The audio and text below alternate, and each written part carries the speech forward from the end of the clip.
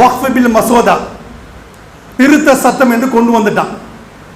அன்பானவர்களே, இது எப்படி தெரியுமா இருக்கு? இந்தியாவுடைய அரசியலமைப்பு சட்டத்துக்கு எதிராக இருக்கிறது.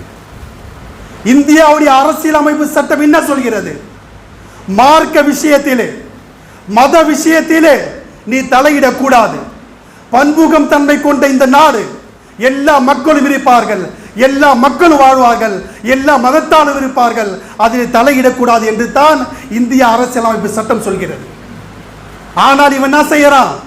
பதவி ஏற்கும் போது ஜனாதிபதியாக இருந்தாலும் சரி, பிரதமராக இருந்தாலும் சரி, உள்துறை அமைச்சராக இருந்தாலும் சரி, எம்பியாக இருந்தாலும் சரி, எம்எல்ஏவாக இருந்தாலும் சரி, பதவி பிரமாணம் எடுப்பான்ல, அப்போ சொல்றான் இந்தியாவுடைய பன்முகத்தன்மை நான் பாதுகாப்பேன் என்று சத்தியம் செய்யறான். சத்தியம் செய்து கொண்டு தான் சகோதரர்களே அந்த பதவி ஏற்கிறார்கள். பதவி ஏற்ற பிறகு அப்படியே மாறிவிடுகிறார்கள், இஸ்லாத்துக்கு எதிராக செயல்படுகிறார்கள். நாம் சொல்கிறோம், இந்திய அரசியல் அமைப்பு சட்டத்தின்படி நீ நடக்காவிட்டால் நீ எனக்கு பிரதமர் கிடையாது, நீ எனக்கு ஜனாதிபதி கிடையாது, நீ எனக்கு எம்எல்ஏ கிடையாது, நீ எங்களுக்கு எம்எல்ஏ கிடையாது. அரசியல் அமைப்பு சட்டத்தை நீ ஃபாலோ பண்ணலன்னா நான் ஏன்டா உன்னை எம்பியை ஏற்றுக்கிறேன்? நான் ஏன் உன்னை பிரதமரை ஏற்றுக்கணும்?